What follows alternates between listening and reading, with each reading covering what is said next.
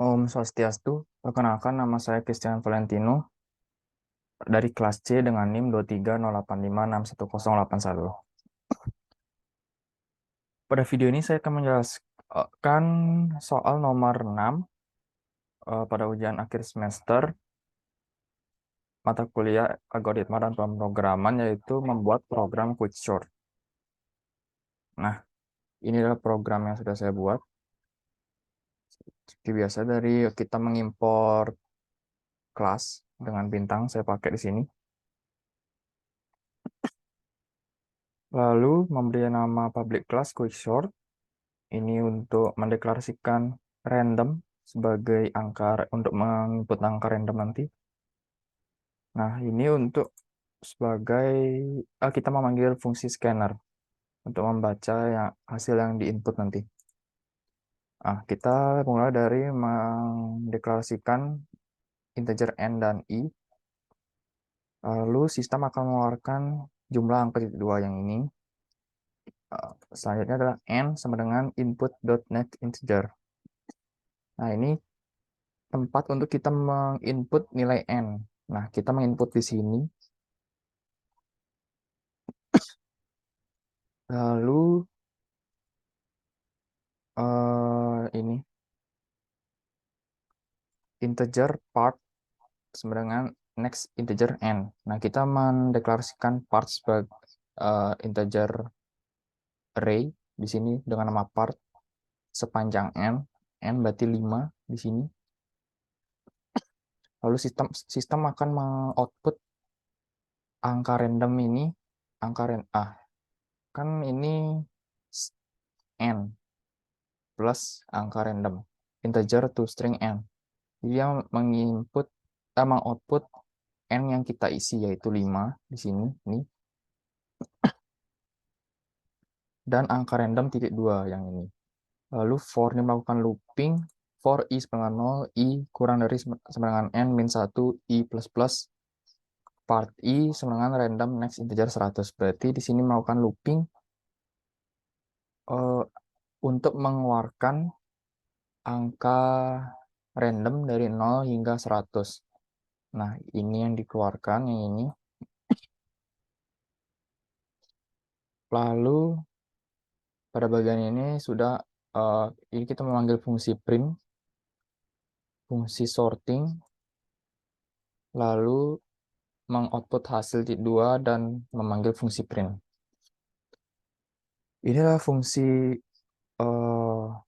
function partition dengan integer array angka, integer kecil dan integer besar, dan juga integer length. Kita mendeklarasikan integer pivot i dan j. Lalu pivot sama dengan angka kecil. Angka kecil berarti angka yang paling kecil yang untuk kita jadikan pivot nanti. Nah, sistem outprint pivot titik 2 yang ini mengeluarkan pivot. Pivotnya 41 karena dia yang paling kecil di sini, paling pojok. If angka j lebih kecil dari pivot, nah angka j itu misalnya ini lebih kecil dari pivot, lebih kecil dari ini, maka sistem akan mengoutput integer to string angka j, berarti angka j yang tadi lebih kecil dari pivot. Jadi dia akan mengoutput yang ini. I sama dengan i plus 1.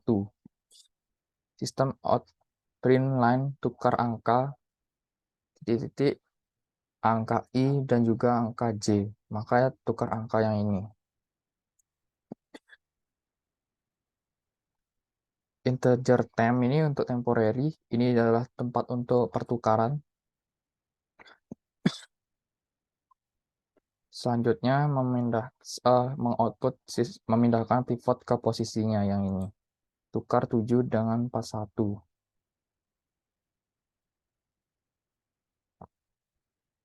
Ini menukar 7 dan 41 karena di sini 7 lebih kecil dari 41. Jadi dia menukar tempatnya, menukar posisinya. Lalu setelah menukar, dia melanjutkan pivot indeks kedua. Jadi pivotnya jadi sekarang 7 sebagai patokannya. Nah, ini adalah fungsi print. Di sini, ini melakukan looping untuk mencetak angkanya. Lalu di sini adalah fungsi sorting, yaitu untuk melakukan sorting. If kecil lebih kecil dari besar, maka dia akan mengoutput sorting data ke titik kecil, kecil berarti angkanya, sampai besar. Integer pivot no. Pivot no ini partition yang berisi, pivot ini memanggil fungsi partition angka kecil, besar, dan juga length. Lalu mengeluarkan output pivot index ke berapa. Sorting ini melakukan sorting.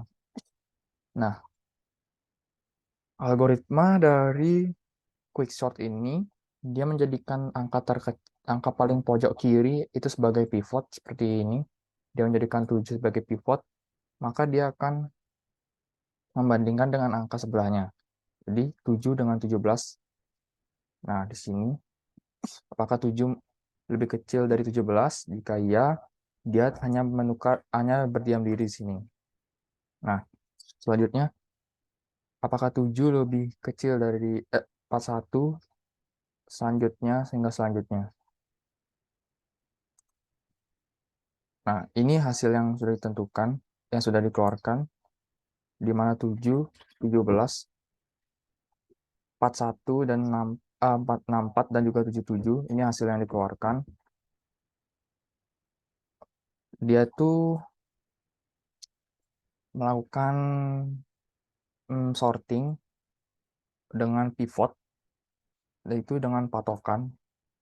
Jadi dia melihat apakah 41 lebih kecil dari 17, apa dari 64, dan juga 77 hingga 7. Jika ya, dia akan menukar tempatnya. Nah, ini adalah flowchart-nya, di mana ini adalah bagian main-nya, intinya. Kita mendeklar integer n dan juga i.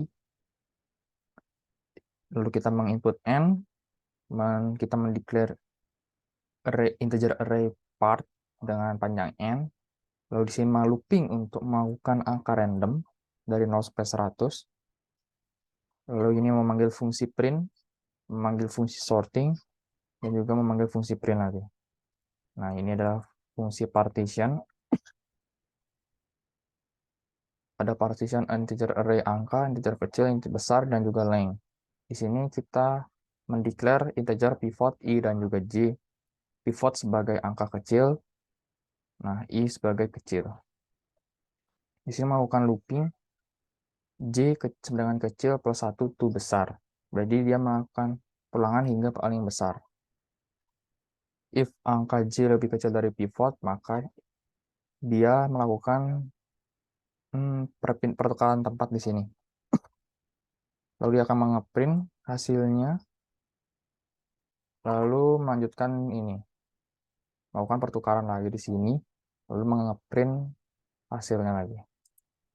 Nah, ini ada fungsi print yang dipanggil tadi.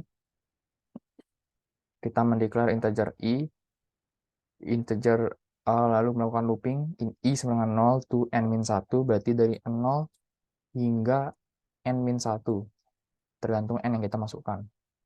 Lalu sini adalah if i sama dengan n-1, jika iya, dia akan mengoutput angka i, jika tidak, dia akan mengoutput angka i dan juga angka lainnya di sini, karena ini titik-titik-titik. Nah, ini adalah fungsi sorting. If i lebih kecil dari besar, maka dia akan melakukan ini, integer pivot no. Kita mendeklar integer pivot, ini adalah pivot sebagai partition, angka kecil, besar, dan juga length. Lalu kita memanggil fungsi sorting,